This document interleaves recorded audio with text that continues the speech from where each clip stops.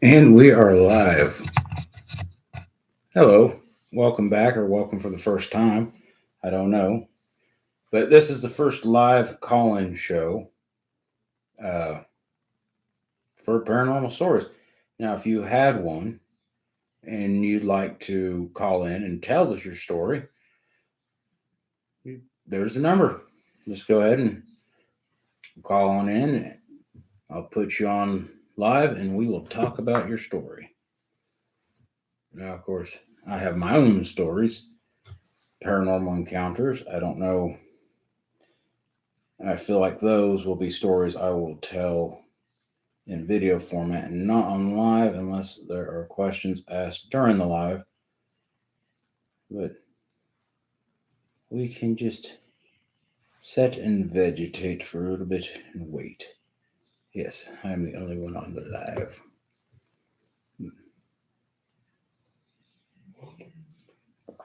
Oh,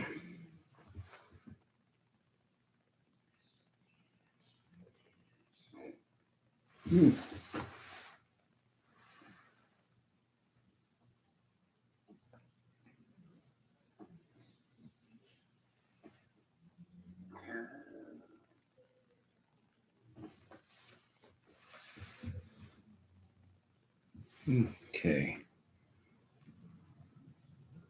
Yeah.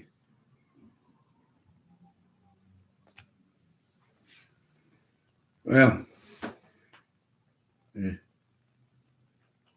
I could tell a story of my own while we wait and see if anyone's going to call. Now, where I live, there's a rumor that the courthouse, the fifth floor, is haunted because there used to be a jail up top, and I guess technically there still is. It's just shut down on the fifth floor. Now, when I worked there as a janitor, I had keys to most of the building. Now, the fifth floor, you could go into the jail. You didn't have to have the keys if you knew how to just finagle the lock just ever so gently with the wrong key. It would open.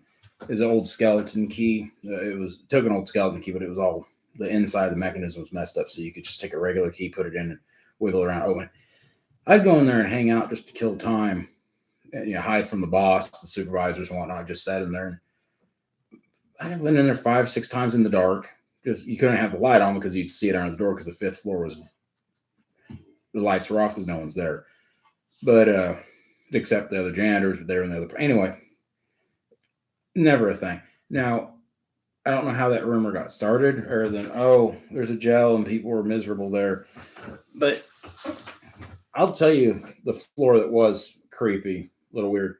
Uh, the third floor, oddly enough, where the courtrooms are, I'd have to clean there sometimes, and it is most of the time it was little innocuous things. You'd be up there pushing your broom, little dust mops. And one courtroom was modern, the other was the Art Deco, old 30 style. And you'd hear, and they're situated across a big hall from each other. It was, I can't remember what type of tile it was. It's not important, but you would hear just soft patter of someone walking down the hallway most of the time.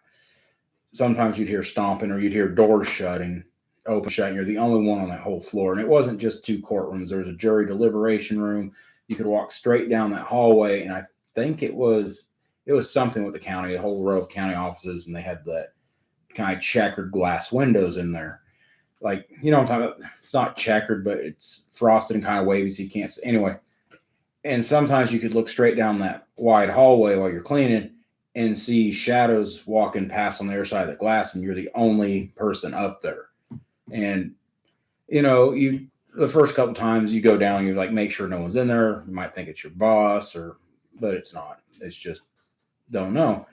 Um, and then of course you get the strange feeling that everyone talks about. Oh, the hair stood. Yeah, but that's irrelevant. And then there's two judges' rooms on that floor, and one of them was real creepy. Like you would hear the bath. She had a private bathroom. You'd hear that door just slam open and slam shut while you're up there by yourself. And I had it happen while I was cleaning her office, so I know no one was in there. And same with her other door, you'd hear it close. Like the main door when it slammed, you just hear it open and close sometimes when no one else is up there, and hear people coming up the stairs, down them. So It wasn't that bad. Just sometimes it would startle you real bad. You see someone right behind you for just a second. But so that's one of many stories I have. Not really about the courthouse. It's the only thing with the courthouse was the third floor, not the fifth, but the third. And yeah, I'm just always curious how stories like that get started. Oh, we have a caller. Let's see here. No, if I can work this answer. Hello. Hello. You're on the line. Do you have a paranormal encounter you'd like to talk about? Yeah, I sure do. Well, let's hear it. When I was a kid, we lived in a haunted house. And I say it's haunted because we'd wake up and find the table set and nobody had been in there. You'd find what? Table set. And my Oh, that's better. brother Could you he used repeat? to laugh and giggle in his crib, even though there was nobody around. But I, for my part, I was about 5, and I kept seeing a figure that looked like, those old death-like shrouded. Like people. the stereotypical Reaper? Yeah, exactly. Yes. Are you listening to me on your end over there? Yeah. Are you? No, you're coming in clear over the microphone. Yes. Okay, good. Just making sure, because trying to use a speakerphone, because I'm too stupid to figure out how to hook this up to call the computer directly. Now you say your brother used to giggle and stuff. Yeah. Yeah, see, that's something common. My son, I had a house that was also creepy, and he would do the same thing. Often, many times, you'd get a giggle or a wave and a hi or bye. What do you think? I guess that's just common for children, I guess. But now you see a reaper. Yeah. Did And in it its hand, it held sand in its hand. That's creepy. Did it just stand there, or was it moving around? Yeah. It would stand there over my bed, and I would scream, and my stepdad would come in, and it would go back into the wall. And then as soon as he left, it'd come back. I'm not gonna lie, that's horrifying. Could you see its face, or was it always too hooded? It was always too hooded. No. You're what? You said a little 5, 6? Yeah, 5 or 6. Did you get to switch rooms? Uh-uh. Oh, no. No, it was a 2-room house. And my brother stayed with my mom and stepdad. That's horrifying.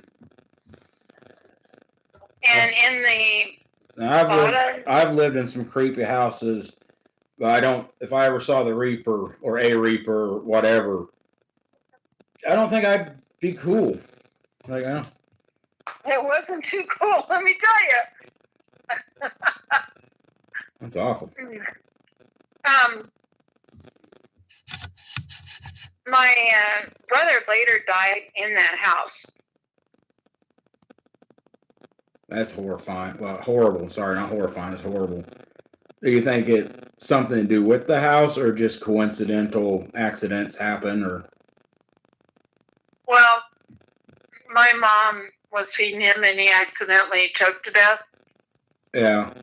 So you don't think it was related to the house, though? No. No. Even though the basement smelled like blood all the time.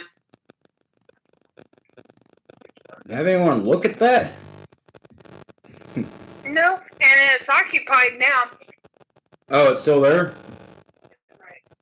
Like, I guess I don't know how old you are, but have you ever talked to anyone that's lived there since? I guess I would doubt that. No. Have you ever had an interest in it? I know house I used to live in, I've thought about stopping by before and being like, hey, this bitch still haunted? But I don't think it'd be well received. Probably not. Well, do you have any other experiences you want to talk about? Or I don't have any other callers coming in. And I think if you're watching, I think you're the only one watching right now. Oh. My screen says I have one audience member. I believe that's you.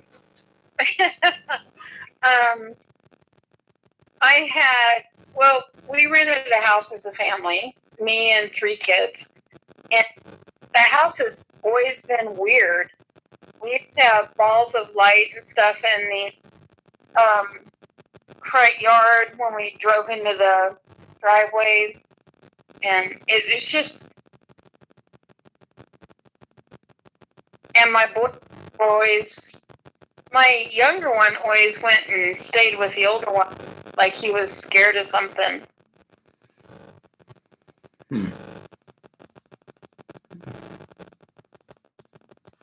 So I take it you do believe in ghosts then? Yeah.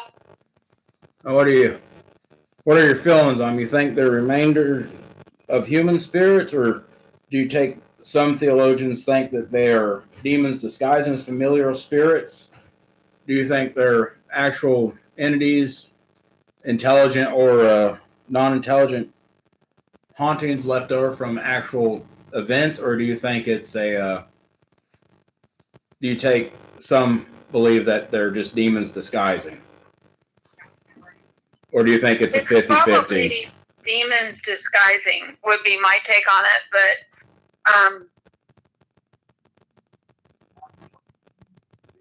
but there's other realms of thought that would say it seems like it's a haunting.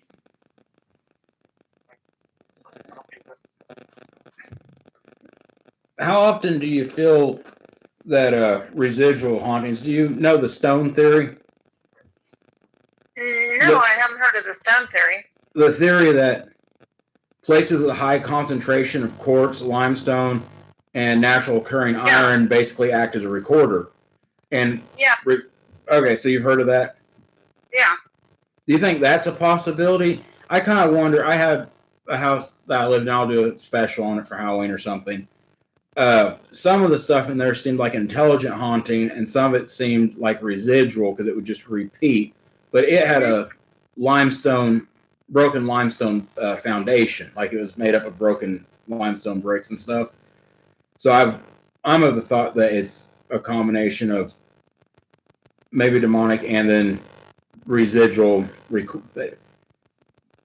The stone theory, I think it's a recording of things that have happened or the right conditions, recording and then playing back, mixed with potential demonic entities that we don't understand.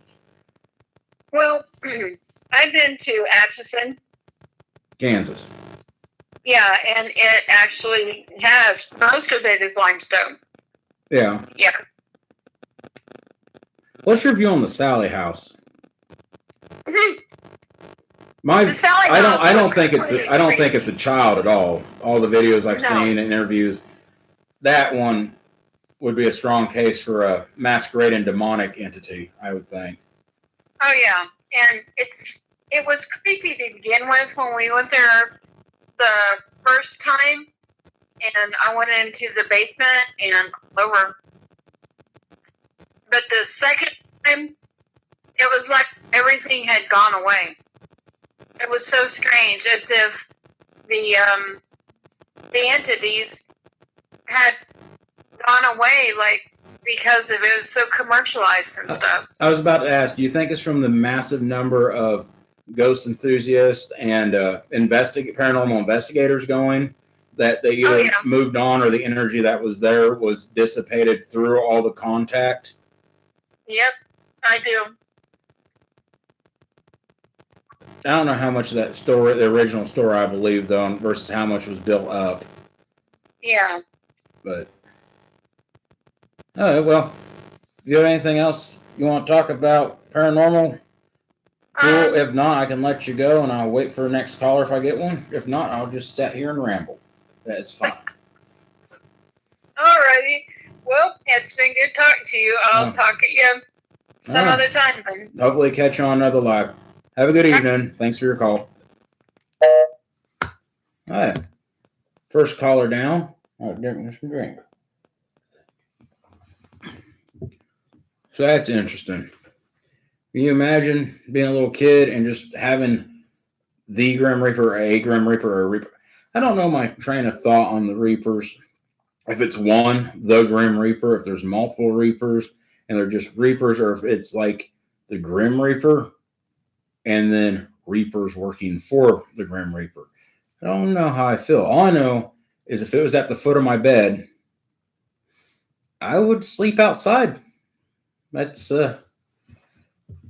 yeah, braver than me. Now the Sally House in Atchison, Kansas. There's been so many different stories and variations of stories from that, and photographs, and people that live there were doing witchcraft in the basement, trying to summon, made it worse, and then there's nothing here, and you watch one paranormal investigation here on YouTube, and there's so much activity, and then the next people going like a week later, and there's absolutely nothing going on. So I don't know my views on it. Other than I agree with the caller that it's honestly, I think that now it's just a carried on story of activity that's no longer really going on. But anyway, we have open phone lines. The number is behind us, 502-667-5930. If you'd like to call in, feel free to. Now, let's see. Talked about the courthouse. Now, I lived in a house, and that's going to be, I've lived in several houses that are haunted, but the worst of them I lived in, that will not be a live. I might do a live call in after I put up a regular video on it, because I'm hoping to be able to interview a couple people that were involved with at the end of it. Give you a quick synopsis.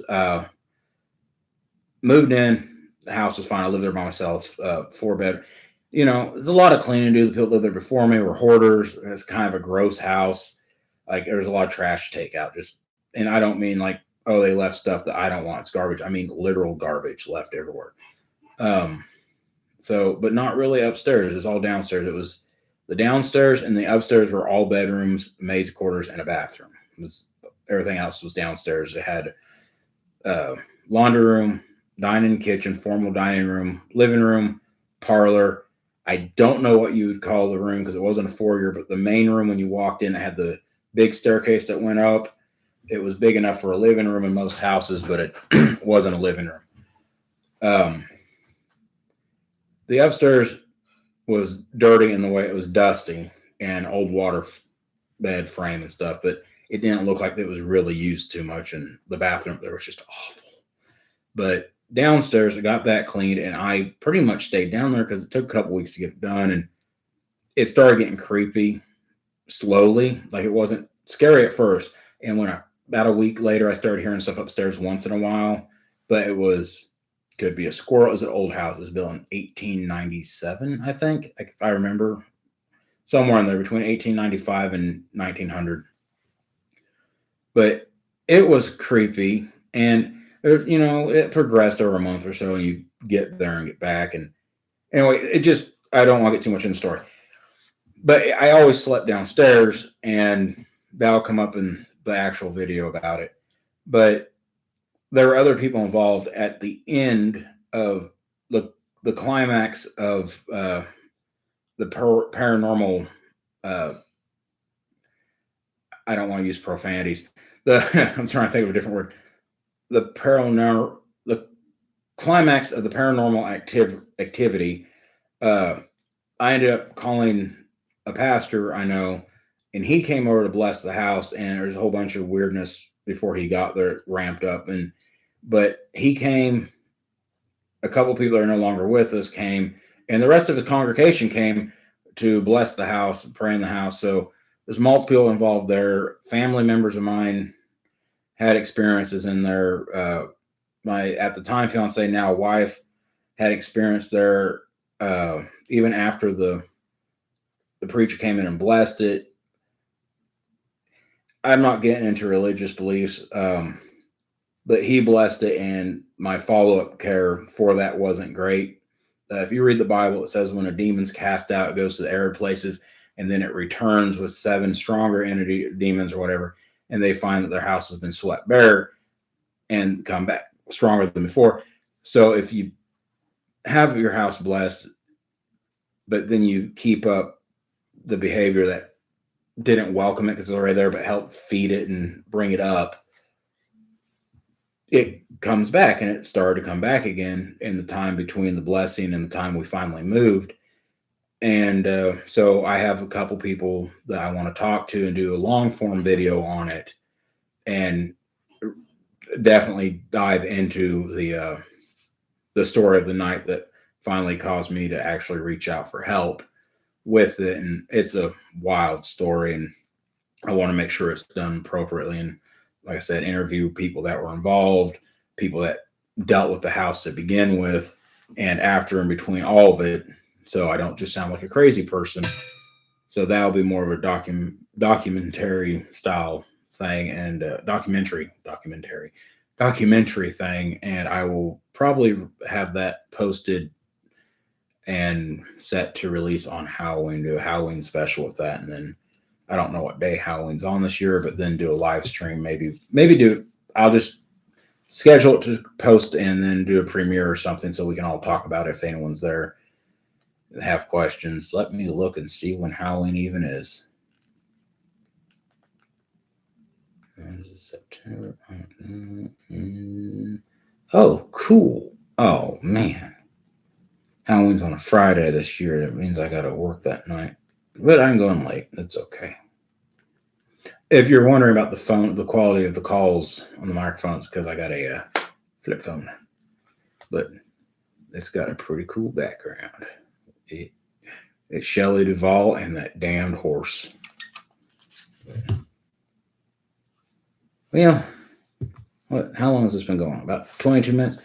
We'll give it 8 more minutes to get a call in or not, and we'll kick off. And I'll just edit this and make it an actual video. We'll see. Let's see, any other stories? Now, if you're flipping through and just catching this, you can pause for a minute, and there's this number. It's not specific tonight. It's just paranormal encounters. That could be cryptids, could be ghosts, UFOs. I don't want to say it because it's such a thing now, but skinwalker things, stuff like. If you want to call and talk about Skinwalker Ranch, that'd be cool. But if your dog was acting funny, I don't care. It's not a skinwalker. It's just a dog acting funny. You should meet my dog. The big one, if you've watched the New Year's Eve video years ago, she will just come up, and then next thing you know, she's just, and she'll do that about this far from your face, and she will not move. She's barely breathing. She will hold that pose for upwards of 5 minutes, just, and you can poke her or shake her and holler at her, and she'll just. That's all you can do. And then she'll just snap out of it, and of course, she can also open the door now, but she doesn't just jump up and slam into it anymore. She's refined her technique, so she can just and unlatch the screen door and get the doorknob loose and then pull on it. So if your dog's acting weird, it's not a skinwalker. It's just a dog that's weird. Just throwing that out there. So if you want to call and talk about your paranormal encounters, or not even necessarily an encounter, if you just, well, I guess it'd still be an encounter, but you don't have to have seen something. If you just had a spooky feeling that you couldn't explain and you want to talk about that story, or just hear stuff in your house sometimes, or we could talk about shadow people. We've all seen shadow people. I shouldn't say we all, but I'd be hard pressed to find someone that's never seen one. Now, those are really easy to explain away, that, oh, you're tired and it's the corner of your eye, it's an eye floating. But if you've seen one, you've seen one, and that it's not just a trick of the light. It's something else, especially when you see them walking, you can just keep seeing them out the corner of your eye, moving back and forth. At my job I'm at currently have them. They also have things that we refer to as the soot gremlins, like in Spirit. Yeah, they're in Spirited Away and Totoro, except they're bigger. They're well until you get used to them. A lot of time because they're just right past. You think, oh, it's a rat or something, and then you look and it's not. You just literally see them just into the wall or just out the corner, right? Just and then gone. Sometimes you can actually real quick just track with them for just a second before they go. So anything in that category, soot gremlin, well, yeah, soot gremlin, shadow people. Thoughts on that? Let's see. I have no one in the stream. Let's see. Manage. We don't have access to this feature. I don't know what that is, but I like to. Let's see. Pop out dashboard. Is there anyone here? Oh, signal's good. So that's good. We'll close that out. And so yeah.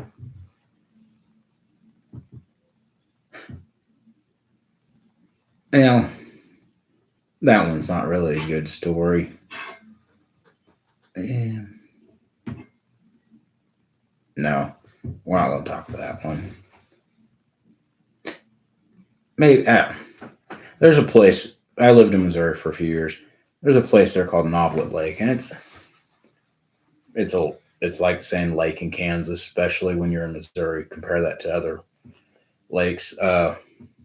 It's a pond, but it's down in a valley and up high is the old one, and that is a strange place. No matter who you are, especially in the evening.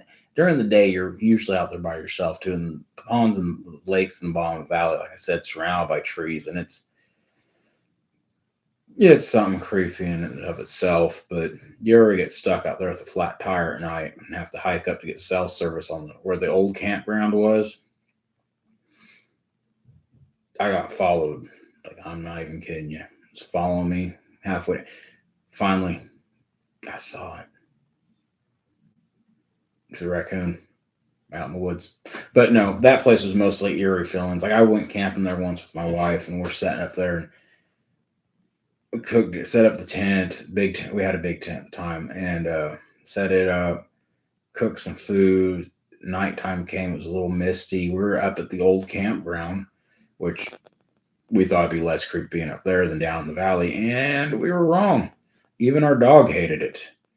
And then the more we sat there, we were both uneasy, and we finally decided, well, it's time to go to bed, and we go in the tent, and we're just like, our dog's name was Baby at the time, and she was just kept sitting at the back of the tent. She was a pretty chill dog, but she was all tense, and she kept looking and looking. I'm like, what the hell? And finally, I was like, do you want to leave? And my wife's like, yes. Apparently, both of us wanted to leave hours before, and neither one of us wanted to be the first to chicken out. So I had never taken down a tent or packed a campsite and shoved it all in the back of a van as fast as I did that day. Like, I literally, me and her got the tent down. We didn't even take, it's one of the ones with the old posts. They had to stick back together and all that. We were in such a hurry to leave. We literally unstaked the tent, pulled those free of the posts. Yeah, you know how the posts come down, they have that little ring they stick. We just popped those out, laid them flat, rolled the tent up like a burrito, opened the back of the van, shoved it in, let it stick out the front, threw everything on top of it, made sure the campfire was out, and we left. And then we got down to the bottom, back out, down to the bottom, and then out of that area. We pulled over on the side of the road and finished getting everything so we could close the back of the van. So from the time I said, you want to leave? And she said, yeah, to the time we were already out and closing up the back of the van was maybe 5 minutes. So maybe 2 minutes to get an entire campsite packed up and campfire out and then gone. So do you ever go out there? It's south of Willow Springs, Missouri. This Novelet. It's beautiful during the day. Don't camp there. Unless they've changed stuff, I would not camp there again. It's very scenic. It's very isolated, and yeah, it's not even just the black bears and other animals that make noises at night. There's just an overall like heaviness when you're down there, especially at night. But I'm just rambling on about that at this point. Uh, Looks like I have one person watching. If you want to call in, the number's there, or if you have my personal number, you can call my cell phone. And let me hear about your story if you have one. The Noblet story is over. It's not much of a story other than it's horrifying there, but you don't see anything. It's just mostly feelings there. And if you heard something at Noblet Lake, it's usually an animal that you're hearing. The rest is just kind of like the feeling of being watched and something aching nearby, which honestly could be a mountain lion. I don't know. I hesitate to say it's haunted, but it's definitely uncomfortable to be there at night with or without other people. Yeah. Camera left it. But yeah, we have been live for just over half an hour. Um, I think I might pop off of here and get me some dinner. And then if you called in, I appreciate it. If you haven't, that's cool because it means you probably weren't watching anyway. So thanks for stopping by and have a good weekend. See ya.